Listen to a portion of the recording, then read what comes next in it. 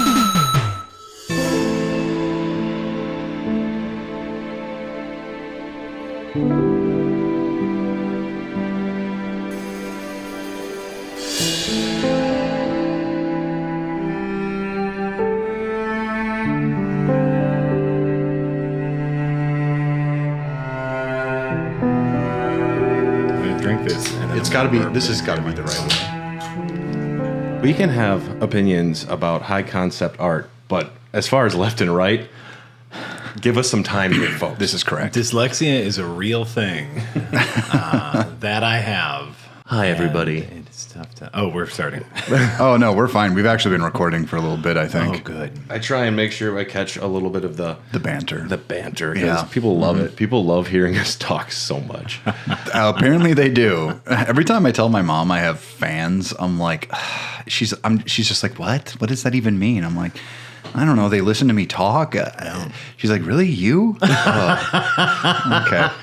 I'm like, all right, Mom. It's like explaining to people like I'm not like famous where your mom would know who I am. No. But like someone else besides people I know who I am. So I'm that level. I'm like they're less fans and more friends I made along the way, but But yeah, and then she's like, in the bearded 20 to 30 crowd, we're very big. Yeah. We describe our faces on this audio-based podcast a lot. I'm devilishly handsome. You're like the George 100%. Clooney type. Yeah, George Clooney. I'm George Clooney. Isn't that what he said last time? Yeah, Tyler always refers to himself as having a more George Clooney aesthetic or something. I don't know what that was. I listened to the entire last episode. He got hit in the head with a shovel by his brother, and then his nose got bent, so he had his brother hit him again with the shovel, and now it's just back. Now he just likes God of War. A lot. Ew. Oh, hot take. This is Raw Dogs. I'm Brad. I'm Dylan. And we have a special guest today. I am Jack. I wanted to get that out of the way. We're part of the Tokyo Beat Podcast Network. Check out the other shows. You don't like God of War, Jack? So the new Gods of War. I assume we're talking about the Dad of Boy God of War. Dad and Boy, yeah. Yes. Mm-hmm. Right, old God of War is very fun, a little hacky slashy, like spectacle fighter kind of thing. Arena control. It's very much of its time, like that gamer attitude. Mm-hmm. Move your analog sticks to perform sex acts. And you know what? But like the actual combat of the old God of War is so much fun.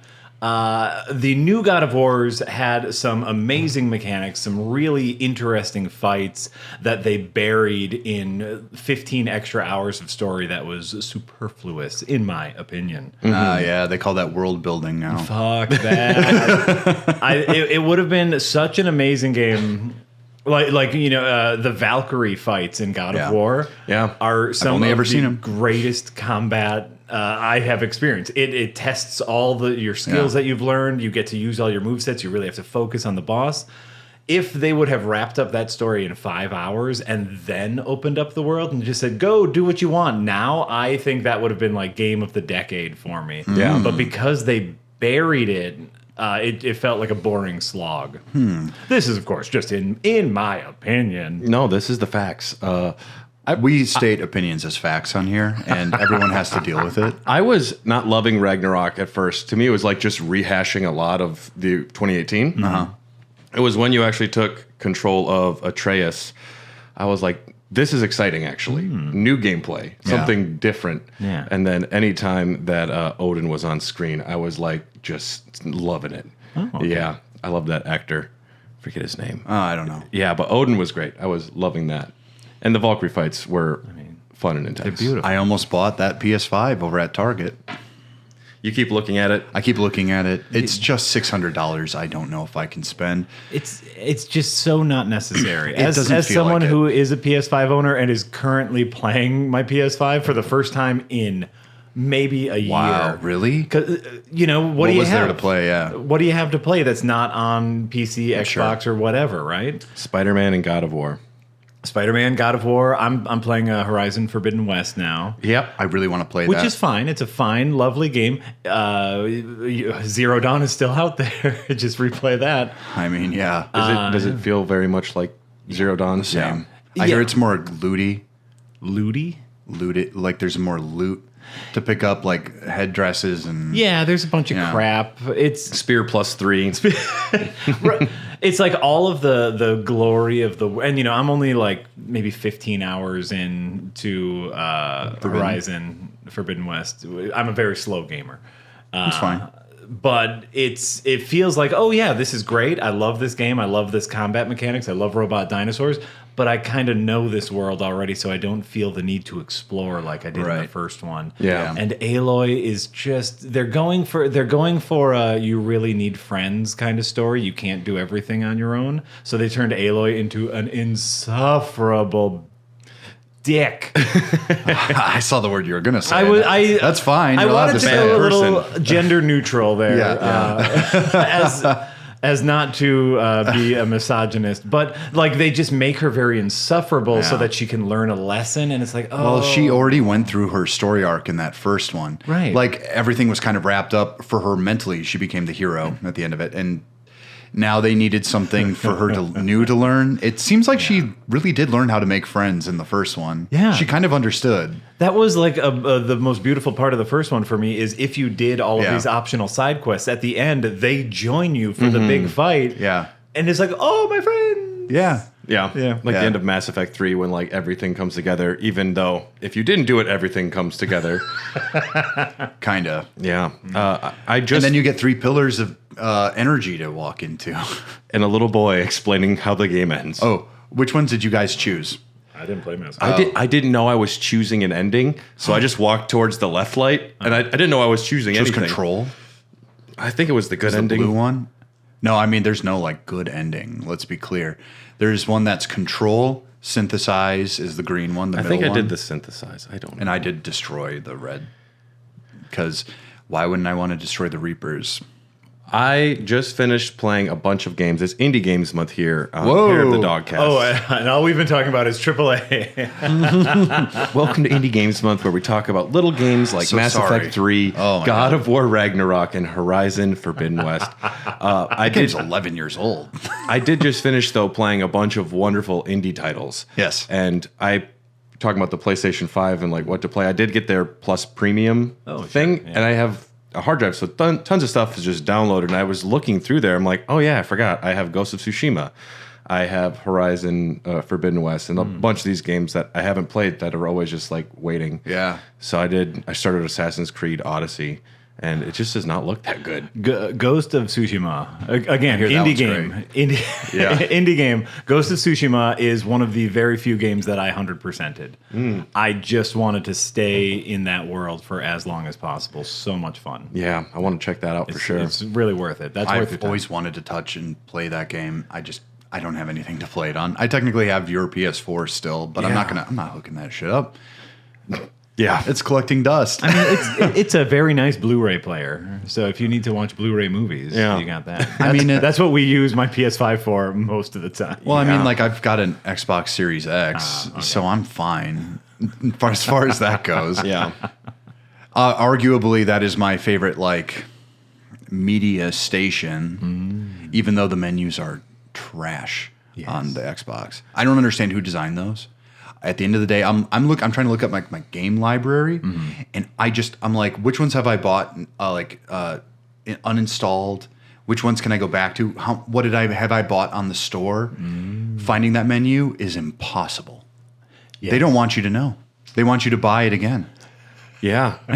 They want you to stumble across a different app where they have recommended things, so you just stay on the ecosystem for longer and longer. In the loop. Yeah, PlayStation is also terrible.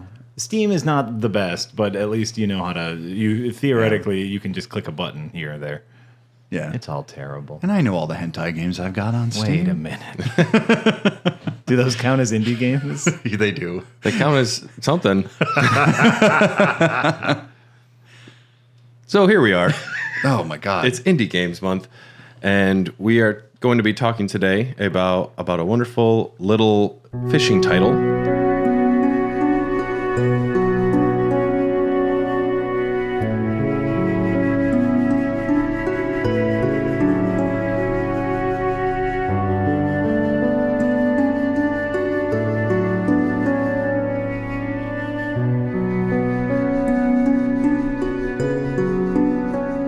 Now, Dylan, why did you choose Dredge?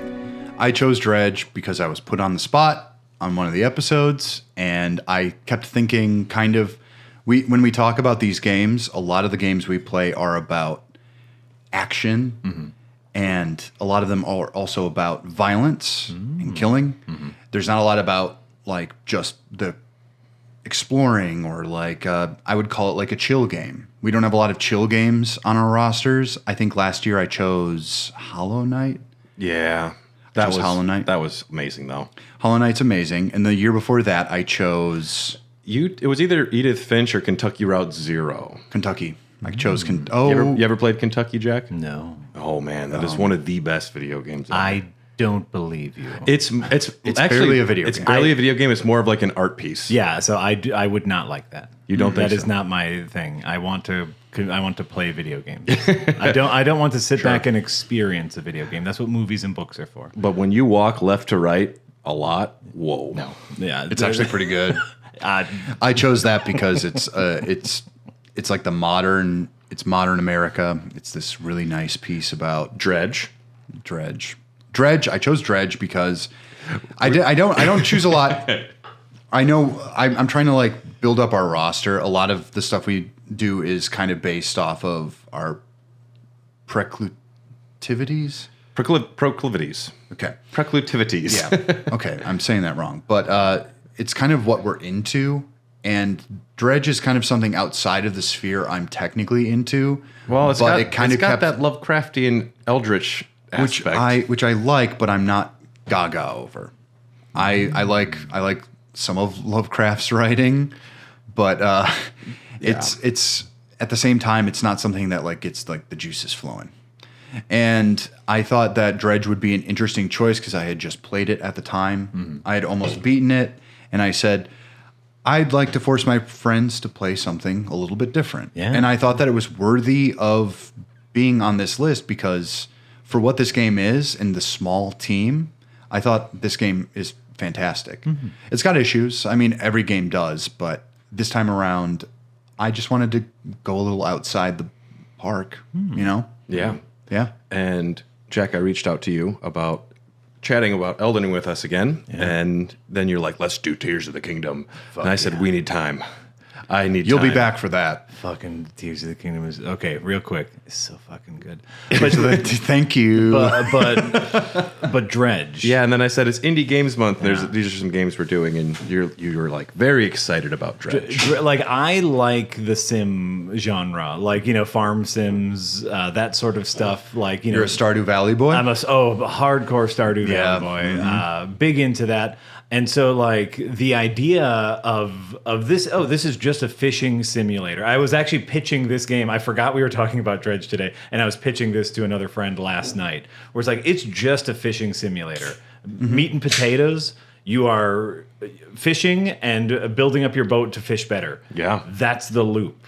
That's it. And then, like, over it is this blanket of unknown, unseen horror where, the fish starts slowly Don't stay out late at night on the waters. Right? You have a madness meter. The fish gets slowly mutated, and then there's a creeper who will buy those mutated fish for higher prices. It's beautiful. That's what makes it really cool. There's this hidden...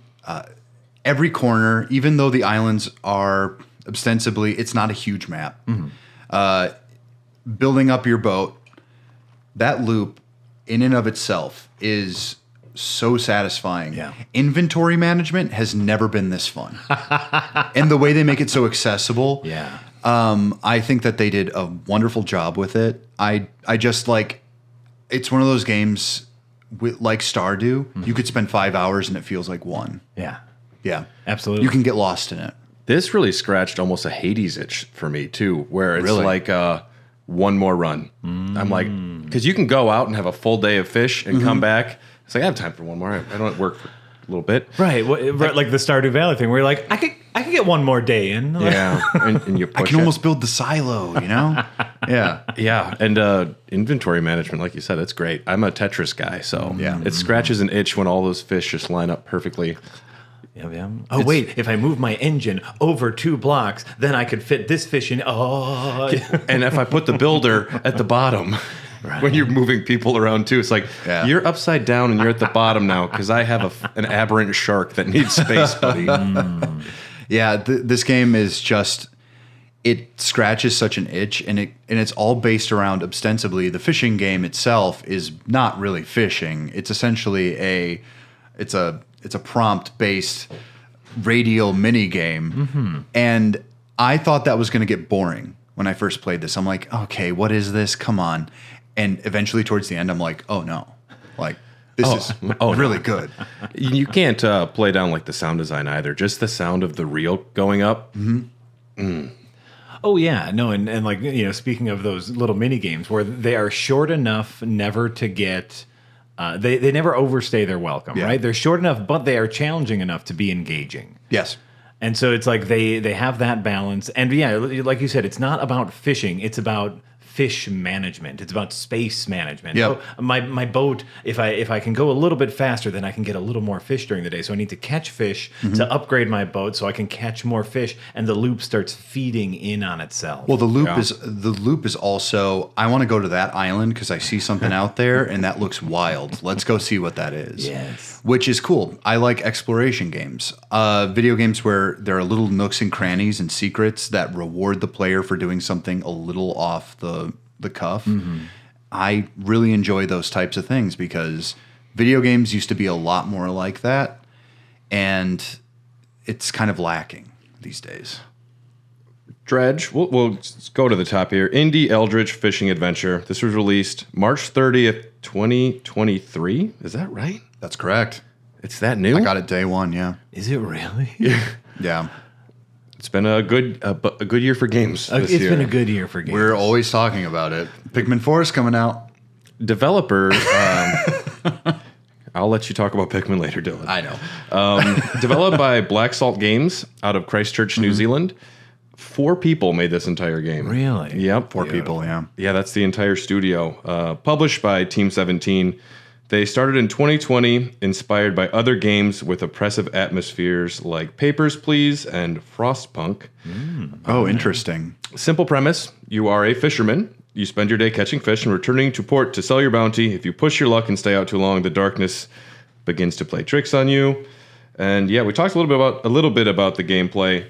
The boat is your home. There's a day-night cycle. Storage and placement. Rods. We have engines, lights, and you can trawl as well with your nets. Yeah, so as far as the story goes, you don't get a lot when it starts up. You're a fisherman, and then you just see like fisherman wanted for this village on a little newspaper. And if you're paying attention when you replay it, the book that the guy is reading from that you find out later in the game, that book is in the opening scene, which is kind of cool. But yeah, then you promptly crash your ship on the way there because you're probably a mess at this point. You're completely lost your mind. You're missing your wife. And hey, no spoilers. Spoilers. It's spoilers. No, yeah. I know. I agree. First of all, when you're talking about Lovecraftian horror, the fact that you're missing your wife, that should be expected. Yeah. That's not necessarily a surprise to anyone. It's the one way to drive a man truly psycho. Yeah. And yeah, you kind of just start off from scratch, and you are at, what is it, Greater Marrow? That's where you start? Yeah. And you're given a boat, and you're given a debt, and you're off to the races pretty quick. I do like how it starts off super small. Go out there, catch a few fish, come back. Like it starts off literally gated off. Like you are in a little cove. Between two crescent islands. Exactly. Yeah. And so like you start off just going back and forth between these two very close islands, and it's like a little broken egg that you're in. Like how pleasant. Hatching. Yeah. Right. And it feels very safe in there. There's very few danger areas just to teach you that those opening mechanics. Sorry, cables. Just to teach you those opening mechanics, which is beautiful. And then like you have to choose. This is another brilliant thing about Dredge. You have to choose to leave the safety of your womb to go out and get more fish, because you could just stay in that cove for a very long time earning money doing whatever, but I love my life, this is a great spot. but then that drive of what else is out. Well, I mean, you could potentially just get a shitload of money, but there are things gated off specifically on like the radial islands surrounding that like core area, like the ability to dredge is locked away by the collector. It's like hidden knowledge to you. You don't even know what dredging is until you yourself say, Brad, now you can do this, Brad. When you go visit yourself at the island. Spoiler alert, it's you in the mirror. Yeah. Which looks like a doorway, which is a really interesting visual element, by the way. Well, and the first time you see the collector, it's after you like pay off your debt and you're spending enough time in Greater Marrow, and then this guy just emerges looking through like your window. Which it's great. It's always a reflection. Yeah, but like, were you surprised by this? The twist? I didn't see it coming. No, I didn't, because the reflection when you go to the manor the first time and he shows up, I thought it was like a doorway. I thought he was greeting you at the doorway and he just had the book. It turns out it's a mirror, and then obviously your reflection on the window. I'm like, oh my God, I should have gotten this all along. And then you see the early cutscenes and you're like, oh, the book's right there. Yeah. Yeah. You just had a split personality. Classic. It's really cool. Yeah, I totally didn't see it coming. The collector is kind of what pushes you to go to different areas a lot too, if you want. I mean, he says, I'm missing a music box and, these items. And it does kind of push you. It's like you should go over towards... What is that first area? The Gale Cliffs. He kind of pushes you to a certain area right away. But your verb set, it doesn't change too much. You get dredging, crab pots, and trawling. That's the entirety of like what you do fishing wise. But then it's just little bits more. Like here's like stuff to get rid of debris. Here's some bombs, bait. I don't know. I wound up using that core verb set, those core things that you do. I just did most of that. I didn't experiment with bait. I got these new abilities. I never needed to use any haste. Right. I used bait because bait actually gets you higher value fish. On several occasions, it would pay for like an upgrade completely. Like a nice like shark, which takes up half of your inventory. I saw the value to it, but you don't need to do it. Like that depth is there for people who want it, but it's not necessary to actually get through the game itself. Because there's tons of abilities in this game that I wound up not fucking around with too much. Well, eventually you unlock basically fast travel, which is a weird concept in a fishing game. I know. Fast travel in general is weird, but like again, that's the wonderful thing is like the story doesn't necessarily matter. The bonus mechanics doesn't necessarily matter because that core loop is so strong. Right. You can it gives every player that flexibility, which is how a good game is supposed to be designed. How important in video games is a story to you? 0. Really? So it's all about the game itself, truly? Because I know people on certain ends of the spectrum. I know that Tyler, who's going to be joining us shortly, loves story in video games. He's a cinematic game player. He enjoys storytelling through the art of video games. I don't necessarily have that myself because I'm playing Diablo 4. That story is wretched and stupid and makes no sense and is really dumb. And at times I'm like, oh, I guess the demons escaped and now we're going to heaven. That's essentially it. Yeah. That's all you need. For a lot of games, that's like, I mean, I can get the core concepts, but these characters mean nothing to me. All their hopes, pains, and struggles are nothing. Mm-hmm. It's just like, oh yeah, Diablo's mom is here. Okay. Diablo's mom is here. Like that's basically it. That's the plot. And I don't want to say like I never care about story, because there are some beautiful stories in video games that I absolutely love. As we were talking about earlier, Horizon Zero Dawn, I think is a fantastic story. Great story. I think it's a beautiful story that I was emotional at the end of it. It was very cathartic. It was a beautiful story. I don't think stories are necessary. I think those are like icing on the cake, where it's like, oh, I have this beautiful cake. If we can drip a little icing on that, that is beautiful. I think video games are still running into a problem in which they don't know how to tell stories. No, they do not, because it's not about, because what they're focusing on isn't telling the story through the gameplay itself. Right. They still segment it off as cutscenes. Exactly. And I think that ends up being the problem. That's why Dark Souls and a lot of these Souls games succeed, is that its storytelling is literally based off of incidental things you find throughout the world. Yes. And it's never taking you out of the gameplay. No. At most, you'll get like a 5 to 10 second cutscene. Right. Yeah. Yeah. Instead, it's all... I accidentally stabbed a guy because I didn't know that I could do that. Right. Yeah, because you're still in the world. Yeah. Yeah. And that was me introduced to Dark Souls back in the day. All of a sudden, there's like a merchant, and I'm like, person bad. Right. I just attacked him. Just killed him. And then he was very angry at me from then on. Well, I mean, at least you could get his blade. Yeah. That's actually a good blade in Dark Souls.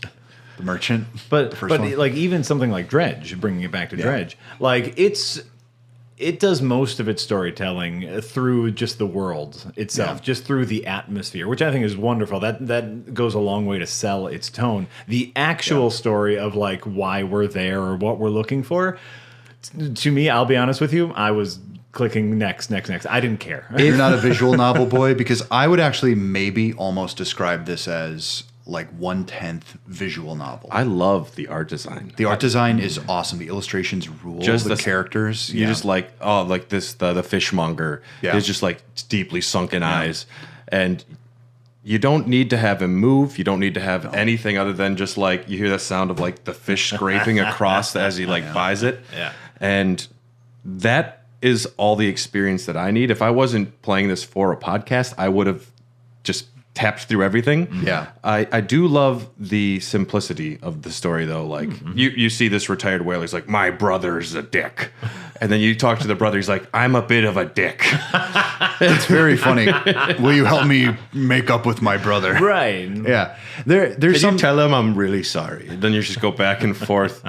So the fact that you can't get off your boat, like actually get off your boat and explore and walk around, I think they needed these characters to cement you to the fact that these islands are places that you could visit, because there's no other way to kind of illustrate that.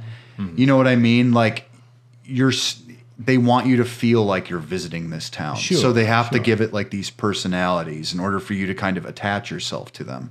Otherwise, you're just seeing these facades, and which is fine, but I mean, in like Civ 6, do you think anything's happening in like the Colosseum you just built? No, it's not. Oh, well, and I guess like that to me is the balance of storytelling, where it's like you want a purpose. Why am I doing this? Oh, there are people that I can help. Oh, here's a visualization of this people. That helps. Like a story can be incredibly helpful. I think there are so many instances of people who love a video game just because of the story, and the gameplay sucks. And it's like, I think we now have like one of the greatest examples. I'll never understand it.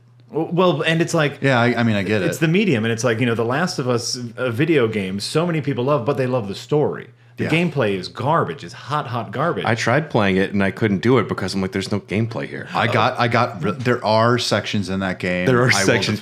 You're bargaining right now. I'm not bargaining. I'm not even going to defend it that hard, because I think the show did a better job than the game ever. And that's the point. Did. That's the point where it's like, oh, this is the correct medium for this story. Not every Naughty story. Naughty Dog is always obsessed with that crap, though. It's the same way I don't like Uncharted games. I'm like, I can only deal with this Nathan Fillion wannabe for so long. This gameplay, right? Yeah. Well, and it's also like That was me making quote fingers. I realized we're on an audio podcast. Fine. The gameplay.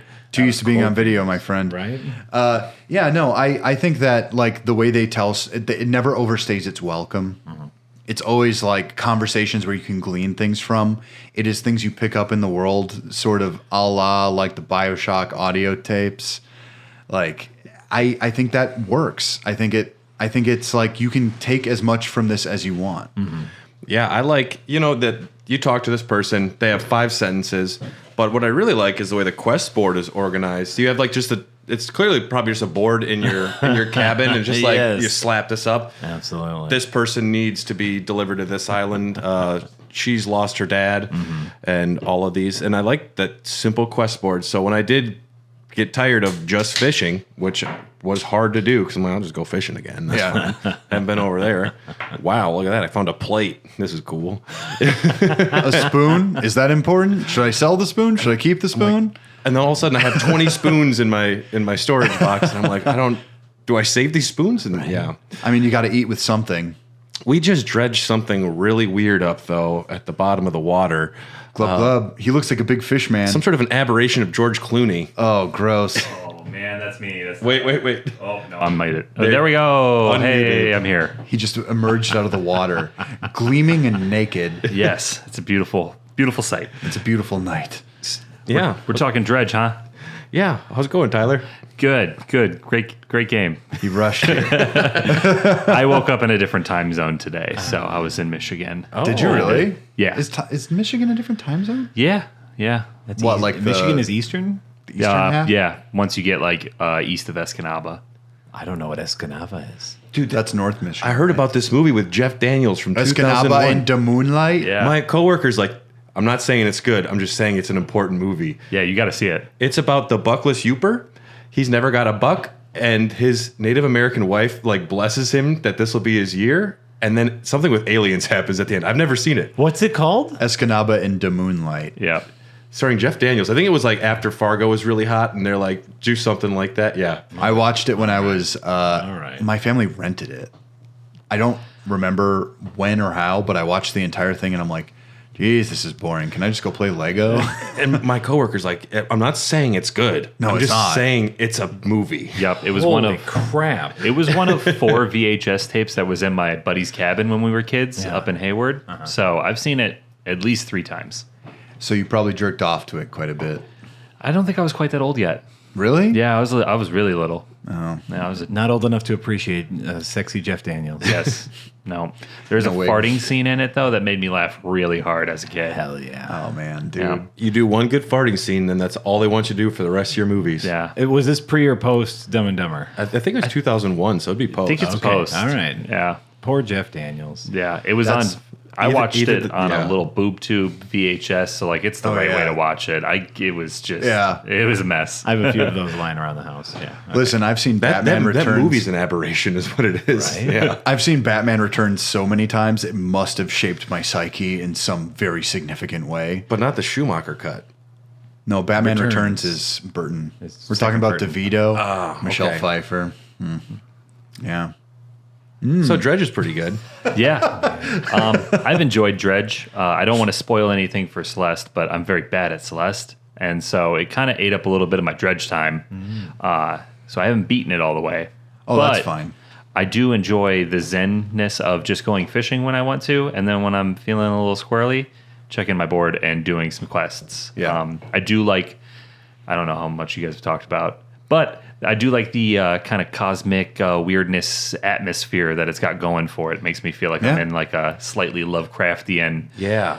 toy box. It's nice being like just little bits, just like spoonfuls at a time, where it's like you pulled some really weird fish up, and then some guy's like, I want it. And then you see him just eat it raw, and then he doesn't talk whenever you go visit him again. Yeah. Just like those little moments and the way it builds up, or you dredge up, some weird Yeah. items from down in the deep. Trinkets. I think video games is actually one of the more perfect mediums for Lovecraft, because I think Lovecraft, everyone can understand cosmic horror, but the thing that people have a hard time understanding with Lovecraft is when cosmic horror becomes normalized and then like the horror comes back, right? And Dredge, I think, does a wonderful job of that because it's creepy. Everything is weird. The fish are mutated, but you're so caught in this loop of, oh, I'm just got to catch this creepy fish now. Oh, everything's creepy, but it's fine. And then the next wave of creep hits you and you go, holy shit, this world is fucked. And I forgot for a moment. And so like that constant realization that you are in a fucked world. I think it works well in video games because it's purely experiential. Yes. It's empathy that you can't quite gain by reading something or in a story itself, because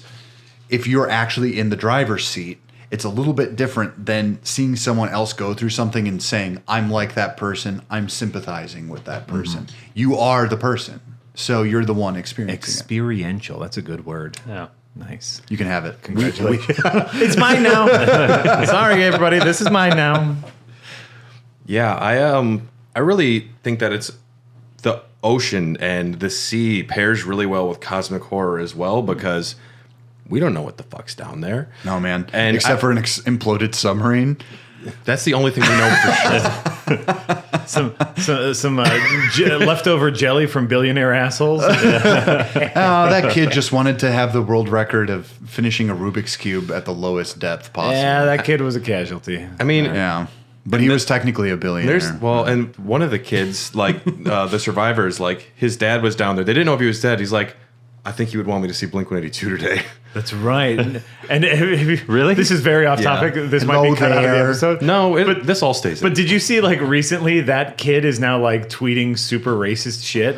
Yeah, I saw that. Who saw that coming? Is he billionaires racist? Is he tweeting on his Twitter, or has he got a Thread account yet? He's tweeting on his Twitter because, you know, Twitter will allow that kind of shit. What do you do on Thread? Threading? I have no... Threading. You're threading? Yeah. What is Thread? Nobody's explained this to me yet, and I'm too afraid to look. It's the new Twitter. Yeah. I think it'll probably end up being... It's owned by Meta. It's a little funnier than just that, though, because Musk fired all of his really good staff. And they all went there. And then Zuckerberg's like, yes. Yeah. And Musk is like, how the fuck dare you think you can do that? And they're like, they didn't have jobs, and they have skills with social media. I believe I'm quoting him and saying patents are for pussies. Ooh. And... Now it's biting him in the ass. That is a direct quote. He said that. Yes. Yeah. And now he's stupid. It's Twitter, but made by Facebook. Yeah, that's it. Owned by Instagram. It's when you're owned by Facebook. When you're cheering for Facebook, you know you're in a bad world. Fucking right. It's like when you're cheering for Disney. and I'm at that spot. I'm like, fuck yeah, Disney. Let them fight. You show me. Yeah. I'm just obsessed with Avatar now, so I guess go Disney. Yeah, I saw Avatar 2 as well. I'm surprised at how much I liked it. I don't think it's great storytelling, but it's beautiful. It's wonderful. Yeah. It's experiential. Fuck you. Yeah. I mean, I'm sorry I took it back for a second. Oh, you took it back. I did not give you permission. Just for a second, but it rubber bands back to you. Okay. So I literally titty twisted it out. You twisted the titty. Yes. And if you're listening to this, he actually did reach over and twist a titty. Just a little bit. Yeah. I was going to bite on it. I thought it was too forward. Yeah, that's too much. Too early in the episode. Okay, all right. Later. Yeah, but there's a time I'm out at sea looking for a treasure, and it was the first time a giant monster went by the boat. Yeah. And I saw the rest of the game in my head, and when I didn't get to go hunting or doing anything with those giant underwater beasts, my disappointment was so intense.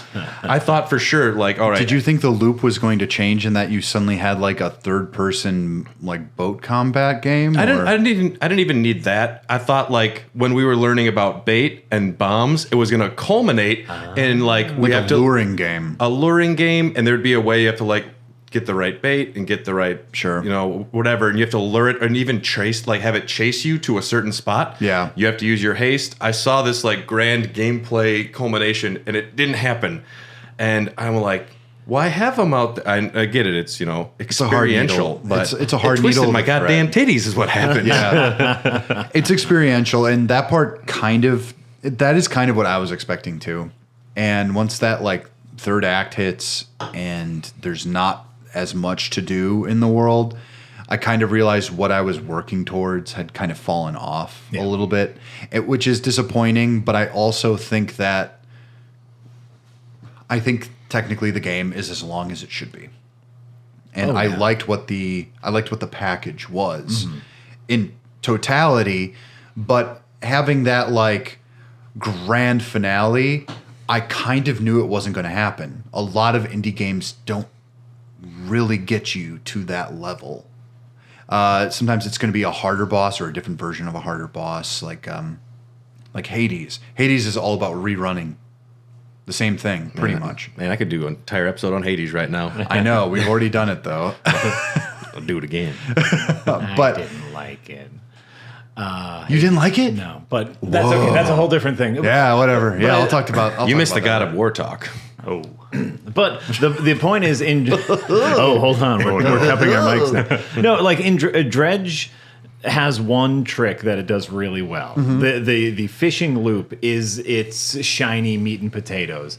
And when it gets to that final, when it gets time for the game to end, I think they were smart enough to know, you know what, just end it. Yeah. Like, let's just be done. We're not going to give you something new. We have our meat and potatoes, and it's a relatively short game, which is beautiful. You can finish this in about, how long did it take everyone? That's a big question. I probably played it in like 8 or 9 hours, I'd say. I think I did about 12. Yeah. I'm about 6 hours in. Yeah. And you can take your time, but if you're not adventurous, this game could be a lot longer. Yeah. I think that's also the theme of the game too. I do like those nights where you're sitting there like, I could do an all-nighter. In game, I'm talking about. Yeah. Where you're like, I just want to finish this out here on this island, and I'm too far away from a dock, and then it's like 4:30. I never risk things the are dark. chasing you. I never risk the dark. Yeah, the dark is great, and what didn't work for me. Only 10 hours. Yeah, and I'm a relatively slow gamer, so yeah. I did 12 because I was too nervous to go out into like the voids. What didn't work for me, because you collect research parts, and part of what dredging is, you need to collect materials for your ship. And at some point, I had maxed out all of my research in my ship, and I was about 2/3 of the way through the game, and that really just sapped my desire to go out and do other things. Because up till then, I was like, I need everything maxed out. I need more space. And then afterwards, I'm like, oh. We all know Brad's the min-maxer of this group. I kind of am. You are, actually. Yeah, I know that for a fact. And he's the George Clooney. And I'm... We've established this. And I'm... You're the wild card. Oh, yeah. Wild card, bitches. I'll take it. You're like Diablo's mom. Lilith. If Lilith and Charlie Day had a child. Whoa. With a bandana. Yeah. It's true. I'm wearing my One Piece Red bandana from the film One Piece Red. Oh, you're a fan of that Netflix show? The new live action one? Mm-hmm. Yeah. It looks good. I don't know. It does not look good. Okay. It's a problem. My kids just started watching One Piece. They're very into it. It's very exciting. I do not like the anime at all. Oh, they're on episode like 450 because there's a lot, like 2,000 episodes. 1,050. I know nothing about One Piece except for it's got the kid with the stretchy arms. I didn't even know that. He's a pirate, right? He's a pirate. I don't know. They're all pirates, yeah. Okay. And they eat a fruit and it gives them superpowers, but then they can't swim. Yep. But they're pirates. It's a pirate-based economy. It's not a pirate-based economy. Son of a bitch. They're just living outside. And here you thought you had it nailed down. Yeah. There's no way. You're pretty close, but I'll tell you, if you're gonna consume One Piece, read it. Just read the manga. The manga has everything you need. There's no filler. There's no constant like still shots of the one character and it's a pan up and it's just them not doing anything and music's playing. Toei Animation is the worst company for animation in the world. I said it. Wow. And I'm not offended, so that's okay. I don't. Some of the listeners, hopefully we get angry emails. Oh, it's great. Anime fans, you're gonna get angry emails. We got the angriest email we got was one time Dylan and I did British impersonations, and the guy said he felt violently ill and he had to turn the podcast off. That was the biggest compliment you could have given me. And I was like, "You want us to do more of them? That's the way to do it." We did do more of them. Yeah. Hey, bruv. Oh, no. Yeah. So the map, it's, a big square. You start in the middle, and then you go to this spot over here. Yeah. You get your bombs. Then you go down to the research station. Yep. Giant octopus squid monster at the bottom, and you just help the researcher get a dog and turn on a few. Well, the squid. There's a dog. Did you not find the dog? Yeah, I found the dog. I was trying to think of. It's been a bit since I played it. Yeah. Even though it came out a couple months ago. This game is interesting in the fact that even me trying to recollect it, because I beat it probably within 10, 15 days of owning it. Yeah. And after choosing it, and I had to sit there and be like, what did I experience in this game? And the only thing I could remember is clink, clink, clink, clink, clink, yeah, and hitting the prompts. Fishing, yeah. I think the reality is that because there is a hidden story there, and I've got a pretty good grasp on it. Like, he unleashes the void. He's responsible for this fog. He's responsible for these creatures coming out at night. And your wife's dead, and you're trying to revive her from the dead, essentially. Yeah, Sure.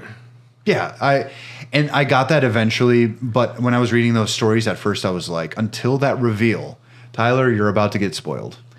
I don't think it's too far stretched to do a character swap sort of thing. About to get spoiled. You literally just said everything that happens in the game. Well, the collector. Tyler, you've been spoiled. You've been spoiled. Guess what? We opened up the void and you were spoiled before. Oh, shit. You've been spoiled. It's already happened.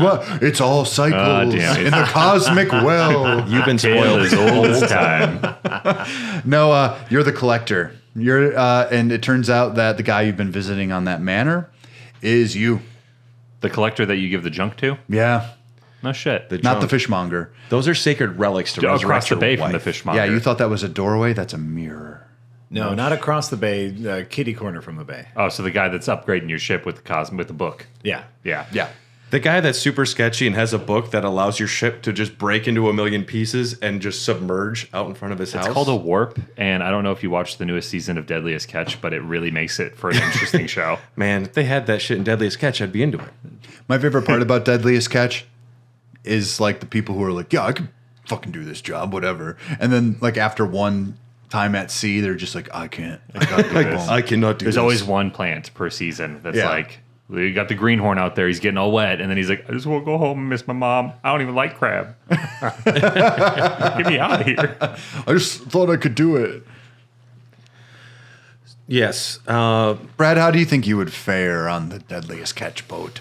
Yar. I've never seen an episode. Really? But I think I would do well.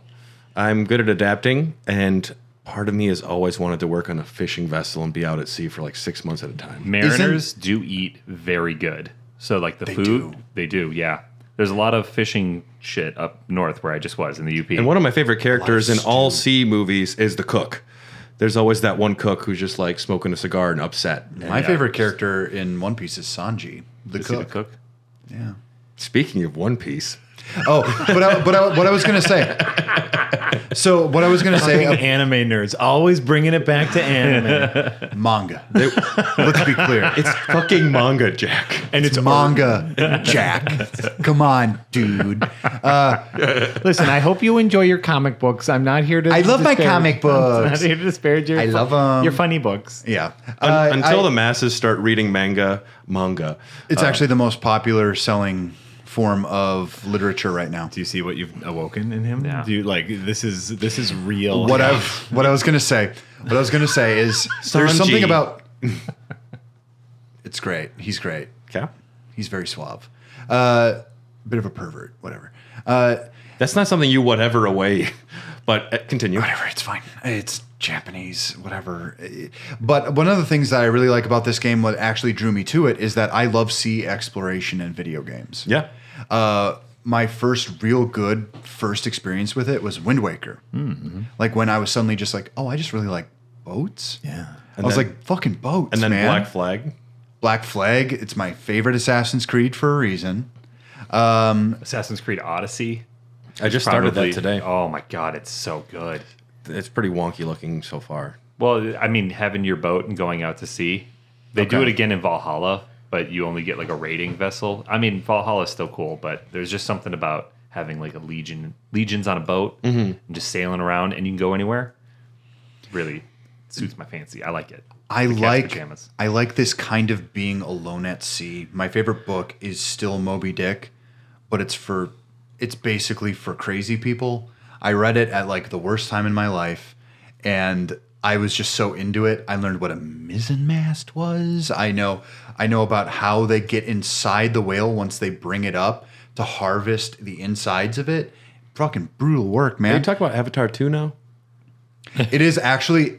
I actually said like, "Oh, this guy's Ahab," and my wife's like, "Really?" I'm just like, and that's no, Jermaine Clement pretending to speak in a regular English accent. Yeah, I saw through that ruse right away. He's right there. He's really in that role. I was like, that can't be him. He gained like 500 pounds. He's one of the few actors that when I see them, even if they're in heavy makeup, I can't see Pat. I'm like, I know who you are. I think he was just living see there. Through this. You should be singing a song right now. Yeah. About hippopotamuses. He was just Men in Black 3. Time. I liked his character. He's great. Like, I'm not saying he's a bad actor. That like time traveling aliens, because they took his eyes away, so it like took part of Jermaine away. Yeah. He's a phenomenal actor, though. Not taking anything away from him. He did a good job in that movie. Speaking of Dredge, his face. I do love tangents, but yeah, I know. So near the end of Dredge, there's a number of ways to learn the story. You've been picking up these messages in a bottle at sea, which I read 2, and then I quit reading because I just would rather have the full story once I got them all in sequence. Yeah. Essentially, it's written by a lady, your former wife, and she's saying, we got a new boat, and he's super... they did a naming ceremony, and she said she wouldn't give up part of the old ship, and she brought it on board, which is supposed to be very bad luck. And nothing's going well. At some point, he dredges up a coffin, which is an ominous thing to dredge up from the bottom of the water. And in that coffin, he finds the book. You find the book. And that book is what is bringing about the old gods and the mayhem. So the messages inform a lot of that. And he opened the book, unleashed some sort of power. It destroys their boat, killed his wife, and stranded him and the old mayor on a small island. You can run into the old mayor. He's just this like crazy, kooky-looking old man by a fire. He's required for the good ending. He is. The good ending. So there's, What are the 2 different endings here, Dylan? One of them is literally you go to the void, you have the book, and you revive your wife. Yeah. But to get there, I forget. I only had the bad ending. I had to look up the good ending. I don't think you even in the bad ending confront yourself. Like you don't know the collector's you. I don't think. No, the bad ending is reviving your wife and unleashing the untold horrors upon the earth. Yep, and you actually go out to the water, and your wife like rises up above, and then behind behind you, a giant Cthulhu essentially shows up. Yeah, that sounds gnarly. It's awesome. It's a cool illustration. Honestly, I had it as my phone background for probably a minute. And in a world where everything is pretty calm, and you get used to that, like the atmosphere of the chill nature of the world, to have something like that happen is extra striking. Well, and even talking about like Moby Dick or these stories about like ocean voyages, what you have are extended periods of nothing, and people are going crazy. They're kissing each other. They're a lot of sailors became gay at sea way back in the day. That's not a joke. They're kissing each. The way you said it though, like they're going crazy. They're kissing each other. Right. Strong. They're losing their fucking minds. Yeah. Kissing. It's described as strong male bonds. We all know what that is. I was gonna say in Moby Dick, I think they're very explicit that like that Ahab and the first mate are sleeping together. Oh, essentially, yeah. I listened to the last podcast on the left. The whole whaling episode thing, and you said it much more politely than they did. Oh yeah, well, I mean, it's sucking and fucking. It's all there. There we go. Now but you're on board. I think there's something about like I think there's something cool about like this hunt for something or this want for something, and these moments of like pure calmness before something erupts and something happens. Because when they found a whale, it was insane. Like everyone on the ship would go crazy. They'd all like go nuts. Like they would literally have like a blood fervor within them because this is their job. This is something they had to work with. Yeah. And I wonder like if that's what they were actually going for, because a lot of this game is like gotta get my way over here, chug chug chug chug chug, especially early in the game. Yeah. Because if you have the fastest ship, it's nothing. Your little boat is so cute too. It's not like a big vessel. It looks like Steamboat Willie out there. Yeah. Well, no, and what we were talking about earlier with this, like how you get acclimated to the crazy, you know, like when you find your first mutated fish, you freak the fuck out. Yeah. 5 hours later, you're catching mutated fish and you're like, oh, great, now I can get more money for them. Like you get acclimated to the crazy. So then by the time you hit, I guess I got the bad ending, which I guess makes sense because I didn't 100% the game. Mm-hmm. Well, the good ending is just you being swallowed by Leviathan with the book. You save the world from the fuck that, I want my wife. So then I got the good ending. I got the good ending too. I think destroying the world's a great thing. Yeah. By the time you get there, like you have already been acclimated to the crazy. So the fact that you get that big awesome ending is true to the acclimation. Yeah, I mean it purposefully builds you up to be like, the first time you find the weird fish, you're like, I don't know. But as you keep doing it, I give you $65 for exactly. Ooh, now it's a commodity. Yeah. I like that buildup of your own expectations in comparison to what the story is giving you, because eventually when weird stuff really starts happening, it's almost like you didn't go insane, but you're so acclimated to the idea that this world is suddenly weird that you just go along with it. Yeah. I think that's good emergent storytelling. It is. And it's interesting to me. So all of the people that populate this world, they have been around for a while, but apparently only the lighthouse keeper and that one old crazy guy on an island are old enough to recognize you. So you've been around for a while. Because this happened I think maybe 20 years ago or something. But you've been away on your mansion. But the lighthouse keeper, she sees you and she's like, I didn't think I'd see you again. Because she was young. Yep. When she met you. Yeah. So you've been around for a while. So you've got like this kind of Dagon, like cult of Dagon energy living in. Have you guys read the Dagon story of H.P. Lovecraft? Okay. I've got the whole. You have the manga? No, I have an actual book. That was a joke. That was a callback to the manga. It was a callback. It was a callback.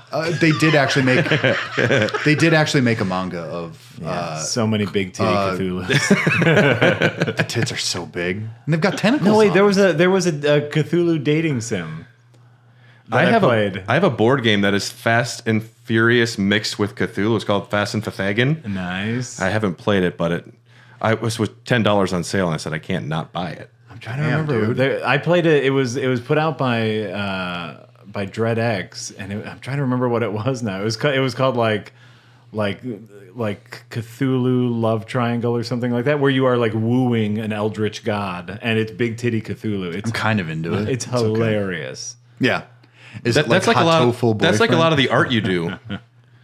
Oh, I make a lot of weird art, yeah, but not like that. Oh. I've actually drawn like actual nude people, yeah, but I don't think I've ever gone as far to be like, ooh, you know what this Cthulhu couldn't use? Just big jumblies. Now imagine if they had titties on them. Yeah. I've never done that. Yeah, so the lighthouse keeper. I draw a lot of animals. The lighthouse keeper, and then the old mayor. Eventually, she's the one who tells you. She tells you like, you have the book. It's in your hand, and then you look down and you have the book in your hand, and then you go to the collector and you confront yourself and you punch the mirror. You like try and rip the book from your own hands, but you wind up punching the mirror and breaking the reflection. It is funny at this point, you can still choose to do the bad ending. You're like, all right, I don't care. I'd rather see my dead wife and risk the planet. But if you want to do what is canonically the good ending, the keep your wife dead ending is what I call it. But yeah, then you take the book out to water and you throw the book in the sea, and then a giant sea creature eats you. It's literally just the Leviathan.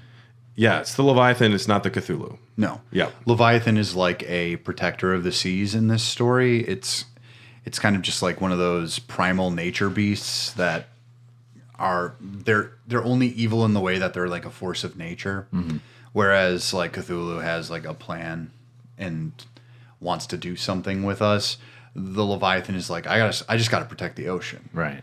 So it's kind of cool. They mixed a little bit of Judeo-Christian mythology into this because it's based off of the Leviathan of that. Of Final Fantasy VII. That's also where they got that. Yes. Yeah. Christianity is based on that game, actually. Ooh. What do you think, Cloud Strife, he died on the cross for my sins. No, Zach. Zach would be Christ. Yeah. Zach is the Christ figure in that game. He died for Cloud's sins.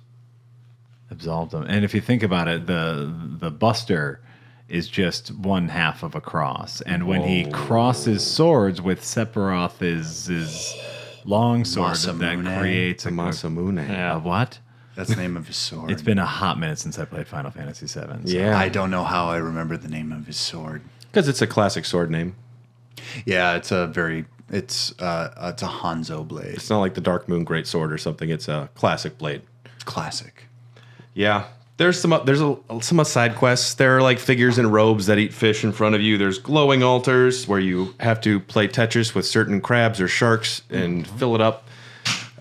You can get little upgrades by getting these books, by doing these quests. 10% plus speed for your fishing and stuff.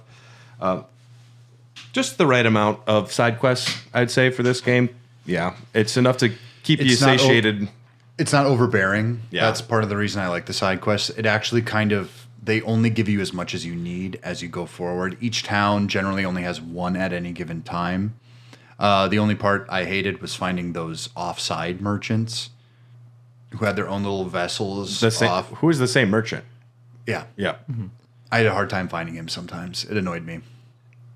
But that's my only complaint, really. Whenever I play a game, I'm always very, I wouldn't say skeptical, curious about what the scope is going to be in terms of side quests, main quests, and length. Yeah. You know, with games being $70 now and a lot of them being open world, I want my money's worth. I want to have good content and a good time frame. I don't want the game to be over too quickly. It can't overstay its welcome. So when I saw the board and realized, oh, I'm just going to fill this up with tasks to do, and there's not going to be anything outside of that, other than maybe some Easter eggs that I haven't found, or maybe you guys talked about before I got here. I do think the game is perfect in setting your expectations on what this experience is going to be like. Absolutely. And I was very appreciative of that, because it takes that kind of worry of like, is this going to be an 8-hour thing, a 17-hour thing, or, you know, it was. Well, yeah, I think you're right. I enjoy that. No, I think you're right on that, and I think also a lot of how I judge video games is, did I get the bang for my buck? Yes.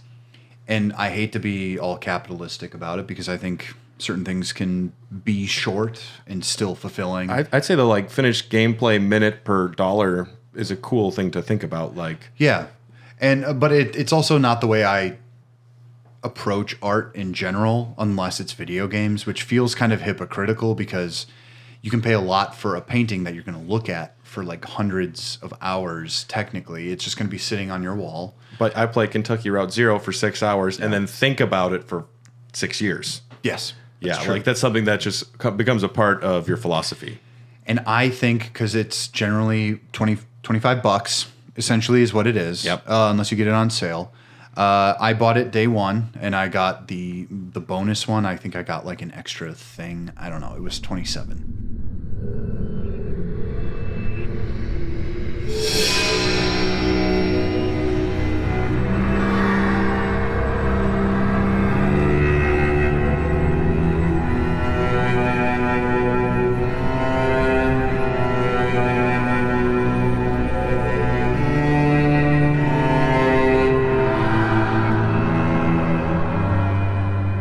I wish my mom would take me to get video games still as an adult, and I wish that there were like pamphlets I could open and I could just read it, and I'd be like, Link's on another adventure.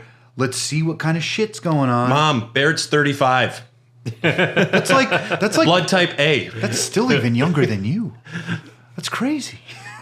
I can't relate to RPGs anymore. I'm no longer 16 years old. Yeah. Oh yeah, but like on the conversation, still try to kill God. On the conversation of like hours of fun per dollar, right? Yeah. Or dollar per hours. It's like I think we do think about it in all art. Like in movies are a great example, right? Because they're about 2 hours. How much is a movie ticket nowadays? Like $20. Too much. I mean, inflation. Insanity. Am I right? It's the supply chain. Yeah. So like $10 an hour is what you're paying, Yeah. and if you like the movie, you're like, okay, I'm okay with $10 an hour. So like Dredge, I got 10 hours of it. Let's say we paid $25. That's $2.50 an hour. That's amazing. It's an amazing That is deal. a value. It's not bad. Yeah. Right. I also appreciate games that are not $60. Like they know like what they're delivering. Indie game. That's the beauty of indie games, though. Indie games have the benefit of being smaller things and setting that expectation at that level. But even let's say Dredge is 60 hours. We all liked Dredge because we're talking about it would have overstayed its welcome. But no. If it was $60, Yeah. I'm then paying $6 an hour. That is still cheaper than a movie. Yeah. Yeah. Fuck all y'all. Like they got to make their money, is what I'm saying. Like I understand. Yeah. Like there are pricing. What do you say it? Like conventions or expectations. There are pricing expectations for AAA games and indie games. But if we're talking about hours of fun per dollar, I'm still paying less for Dredge than if I went to go see Avatar, which I did not go to see. But I waited waited till till it the was- theater, and I really regret it. What? I wanted to hate it. You couldn't. It was. I'm pretty. sure it was fine. It's I'm just sure it was just pretty. Yeah. It's like a really once they nice get to car the- without an engine on the inside Right. to me. I'm sure it's fine. But I guess this is what I'm saying is if we look at Just no AWA like we do. if we look Ignore 'em. at movies as an example, I think video games are too cheap. Yeah, and I mean, I think in certain occasions you're right. I think absolutely. developers should be getting paid more for the work they do. Yeah, if you look at the amount of time I've put in Elden Ring and tried to quantify the price per hour, Right. I'm in it's got to be pennies at this point. 100%. I'll even feel guilty after loving a game so hard on Game Pass, and I'm like, I've played this 70 hours, and I have not given $1 to the developer. They're getting like back end a little bit, but And well, they get front get end paid- too because they get- Xbox they- gives yeah. them a little bit, and then the Xbox also or Microsoft looks at the metrics for how many Yeah. people are playing it, and then will hopefully give them more money to develop another game. They actually do because they're purposefully cycling that back in. Yeah. I think Game Pass might be the best thing for indie games that's ever existed. it's opportunities to be playing a lot of things I normally wouldn't, which I think is very valuable. Which is awesome because we've done like What Remains of Edith Finch, an example of a good storytelling game. A game that I would never have bought, I never would have looked Yes. at because it What Remains of Edith Finch, I don't know what that title means, and it just looks like a walking sim. Yeah. And it's through recommendations and the ability to play things for free or like with my Yeah. $60 service. Game Pass is really cool. I'm kind of known as like the sommelier. I have a lot of expectations put on me on this podcast. Sommelier. Yeah, which means he drinks a lot of wine, but he knows a lot about wine. True. Yeah. If I turn it into a hobby, it's fine. I try and You understand. I used to try and resist. No, I turn it into expertise, Jack. This one is also very grape. Ooh, in a bag. This one gets me drunk as well. This one has hints of shoe leather, and for some reason, I like that. Give me that shoe leather. There is. I still can't believe this game just came out in March. That really blew my mind. I even wrote it down and I read it. Phenomenal. Yeah. This feels like it came out 2 years ago. Like It I feel- remember it it. honestly, Like, yeah. but it's so good. And it for me, this was a Steam Deck game. This was one where I snuggle into my Steam Deck and play it like on the couch while wife is watching something on TV, and it's just that like intimacy of it being so close to me, I think helped. I wonder. That sounded sexual. It's fine. If I had a Steam Deck, I'd be very intimate with it. Honestly, like you smell. I like love the Steam Deck. There's a smell that comes off of the exhaust, and my wife is like, "Why are you sniffing your Steam Deck?" I was like, "No, there's like a smell." I fucking love it. That's how I feel about books. Yeah. Yeah, I honestly get it. this game feels like it could have come out 10 years ago. Yeah. This is a game that has the graphical fidelity is fantastic. It's got a timeless quality. It does have a timeless quality. It's technically what you would call cell shading. But they've stylized it in such a way where it's polygonal in a way that it doesn't look exactly. That means it has many wives. Yes. Yeah, it does. Utah. And they're not really jealous of each other. Polygonal. It's like, hey, babe. I can never be in a polygonal marriage. Hey, babe, you're a triangle. I'm a quadrilateral. It's cool. But somehow we like fit sometimes, but not all the time. Sorry. No, I think this honestly to me also felt like a game that could have come out like 10 years ago. Like when the boom of like PS4, Xbox One, they had a swath of indie games just flying right into it. And they were trying to harbor all of these like new things coming in because AAA games started to become harder to develop and it took a longer time. So they had to come up with ways to, I mean, even look like Ubisoft was even making what I would consider, like Child of Light, or like there were other like platformers that they did where it just felt like, oh, you're making smaller projects so you can bolster the larger ones. And this feels they should be doing. Which is what they always should be doing. Yes. Child of Light's amazing. It's a really good RPG. But like this feels honestly like if I had played this even like 10 years ago, my mind would have been blown. Yeah. I still love this game, but where I am with my life and what it takes to actually wow me anymore, I don't know if I'm getting jaded. I feel like yes. Yes. Yeah, okay. Well, I'm 33 years old, so I think you became so jaded you've come back around to the other end though. I've looped. Yeah. Because if I liked Avatar: The Way of Water, this is that you were so jaded that you started to like the new Bayonetta offshoot game. Oh, Bayonetta Origins is really good. Yeah. I believe you. Yeah. And I actively heard your You were so disdain for upset. That game. trailer looked so bad. They did not explain to you I think what you the have game come full actually was. circle. It's a lovely game. There is DLC coming out for Dredge. Oh, nice. They in May of this year they added map markers. This is free DLC. Oh, wow. So that's good. It's good to be able to manage your map if you forget something. A couple days ago, actually, they added photo mode and wildlife, which I never use a photo mode in the game, but they added there's new wildlife. I think there's like turtles and some like seagulls that you can take pictures of. Whatever. Yeah, that's fun. That's fine. Coming later this year, boat paint and flags. Hell yeah. Yeah. It's not bad. I'm happy for free DLC. I don't think I'll play this again for a while. I guess that would be my question is this in hopes of enticing new players or is this in hopes of getting old players to play it again? To me, I think it's part of one of the things I love. Trim your damn tree branches. They are hanging over your power lines. That is going to fall right on there.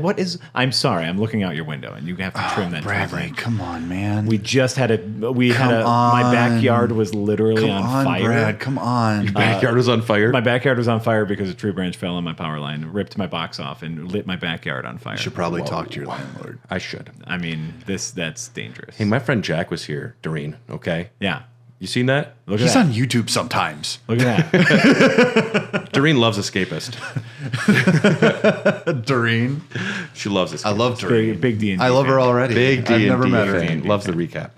No, I think these bonuses are interesting in a way that it's like it's a throw to people who really love this game. But I wonder, we did Don't Starve last week, right? And that's a game you can infinitely replay over and over again.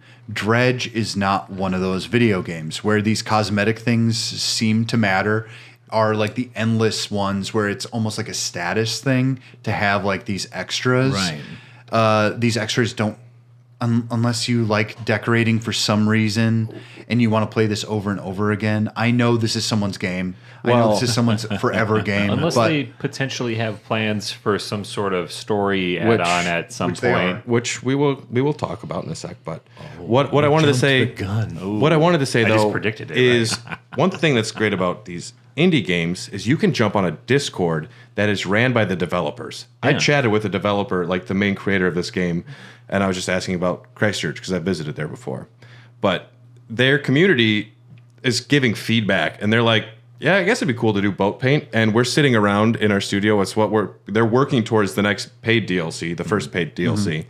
So in the meantime, they're like, yeah, we could easily implement some new things. And I think that's cool that, like, I was researching Celeste, and they would just be able to, like, do changes and just, like, put the game out with, like, changes very quickly based on what they think would be good feedback.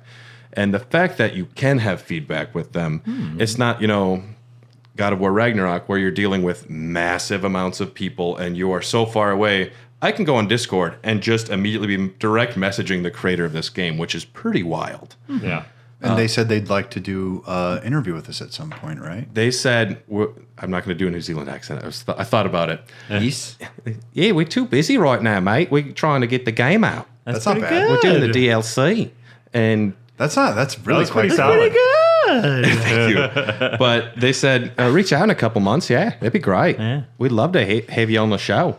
That was me doing it back to them, and then they quit responding. And then they stopped talking to you. No, they said in a couple months to reach out because they're working a lot on the DLC right now, which the paid DLC is respectable. About the mysterious Ironhaven Corporation seeking to establish a new and innovative drilling operation. Reveal the truth behind the company as you collect materials for new constructions and biomatter to fuel the rig. So interesting. I like that. I mean, drilling operations, mysterious corporations that might be nefarious. I mean, yeah, Let's be honest, they're probably nefarious. Can we just say how these small teams almost function better than these grand scale, like have to include everything, focus tested, like 4 people made this game. That alone is astonishing. Well, that's why you look at the game, you look at the final product, and I don't see just 4 people. Like these guys are geniuses at what they do. You got clearly 4 very talented people who share the same end goal and the same vision, as opposed to those larger games where like there is such a disconnect between what the board wants, what the publisher wants. Put it in an email. We'll send it to the right team. Once, you know. Yeah, it's just getting anything done when you're dealing with that many people is just different. And I think that. Yeah, I do like that about indie games too, because it does feel like there's not to say that AAA games don't have a heart and soul. I played the newest God of War and I was just enthralled by it. Mm-hmm. But when you play an indie game that's this small and this kind of like bite-sized little fun, you do feel a little bit of intimacy with the creators of it. Like they really poured their heart and soul into this game to really create something special that I wouldn't have ever looked at twice unless it was on Spartacus or that's Brad our code name for Plus Premium, because we hate the name for PlayStation Plus Premium. Plus Premium. It was Spartacus. It was codenamed Spartacus, which is a much better name. Yeah. But no, it feels. I wouldn't say more genuine, but I'm gonna say it anyway.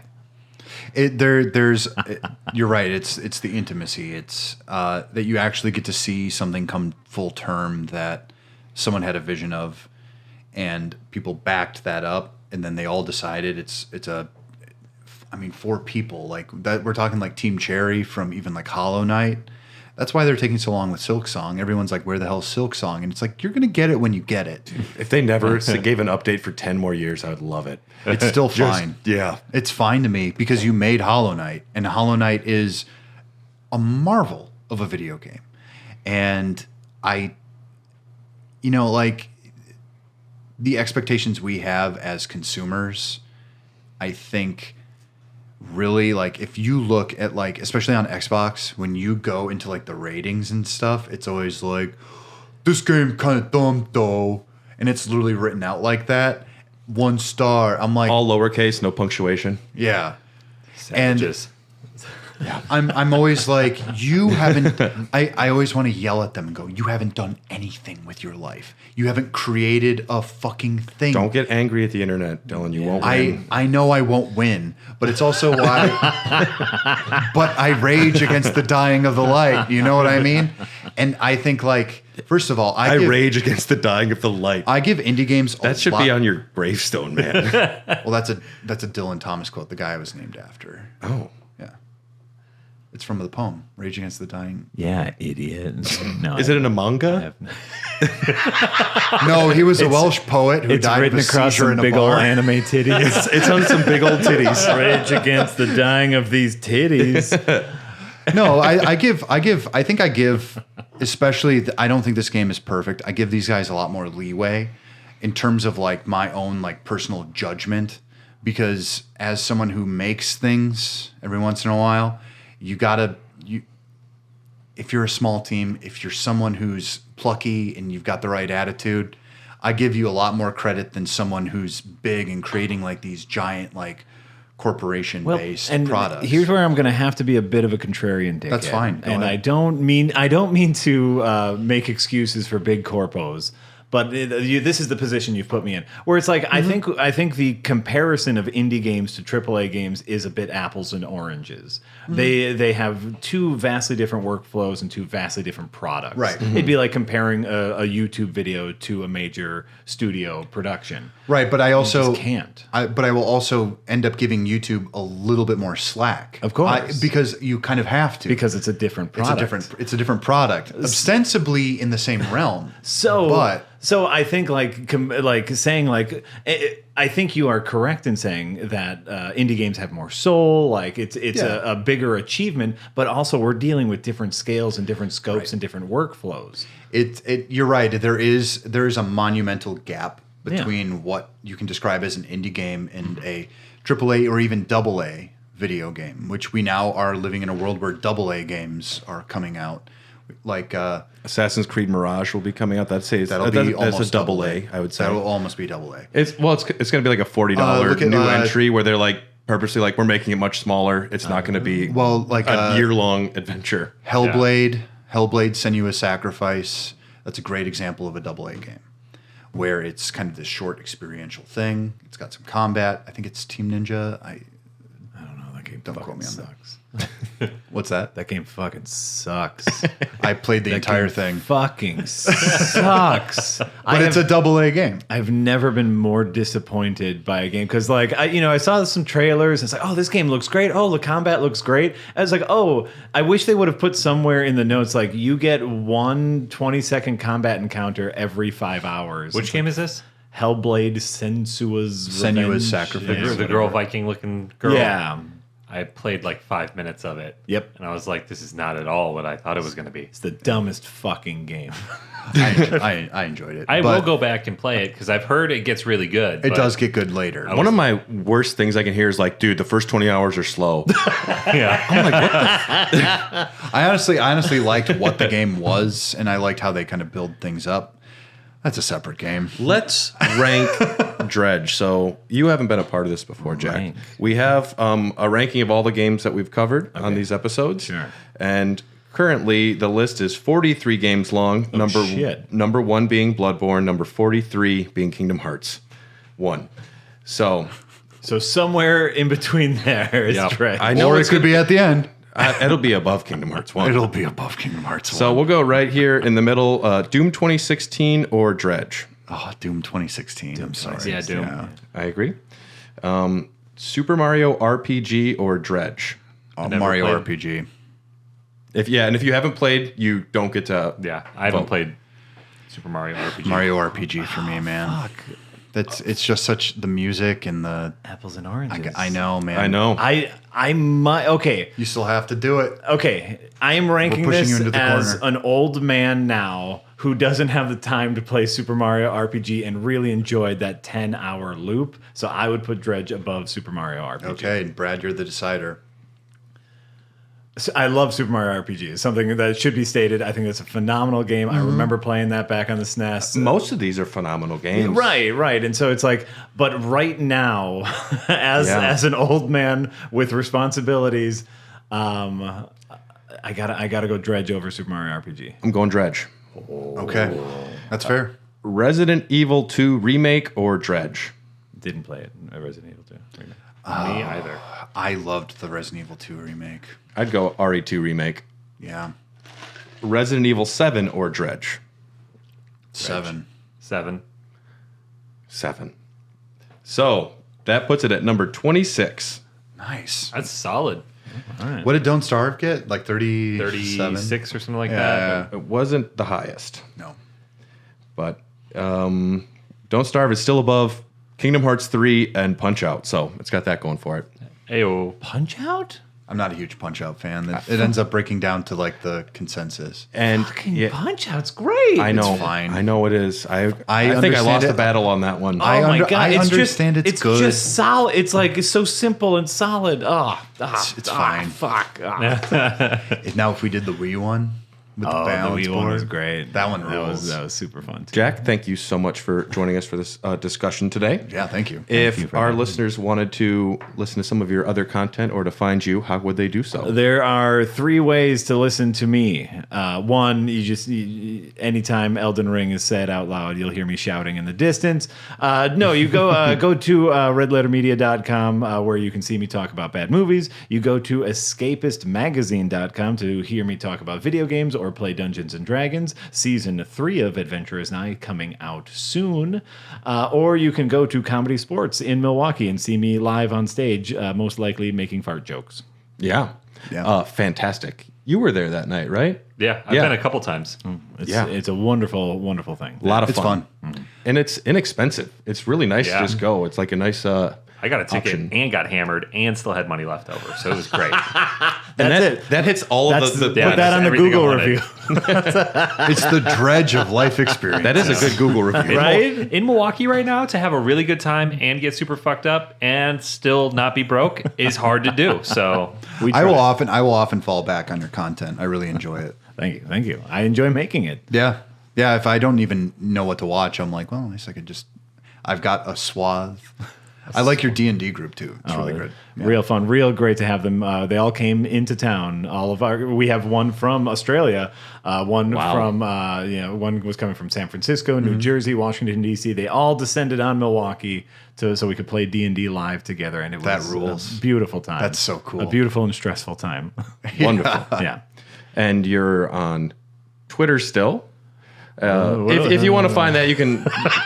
You'll find it. You'll find it. Twitter, or if once that blows up, I'll be on the other thing. It doesn't matter. He's at fine. Jack the Cool Guy on Thread. Yes. Speaking of, we have a Threads now. Do we? I have gotta stay on top of it. I have a Blue Sky. I just got a couple days ago, and we have them. Just so everyone knows, I don't know if anything will happen other than, hi, we have a podcast again. Right, and if someone is like listening to this in a couple of years, and you're like, what the hell is Threads or Blue Sky? Those were social media platforms that may or may not be around anymore. Mostly, I was just afraid someone else would. Not that anyone's trying to get Hair the Dogcast, right. But like, oh, we finally got them. We got their balls in the vice. We own them now. It's like we don't have any money to give you. Is Kano coming after us? From ear to ear. Yes, Hair the Dogcast exists because of people like you. So thanks for listening. If you wanted to support us, you can go to patreon.com/hairofthedogcast. We have a free trial available. So if you just wanted to check out some content, see the Discord, we encourage you to do so. Thanks to executive producers Ryan Christianik, Kip, Brian Ward, Jordan Hoff, and Phil Wright. We appreciate your support. Up next, we have Celeste will be the next indie game we discuss. Lovely. And it'll be 35 hours long of me talking the entire time. I'm excited about that one, in other words. Yeah, I'm looking forward to it. I've been playing the game for a while now. Yeah, big fan. And then, yes, there's always more Elden Dogs and more Hair of the Dogcast. And, yes, we are going to be discussing Ronnie the Witch shortly, I believe. So, very fun. Thanks for tuning in, and happy fishing, everybody. Zip. Cthulhu titties. Is that how it? Yeah. Okay. That was perfect. Cool. Bye-bye. See ya. I love you.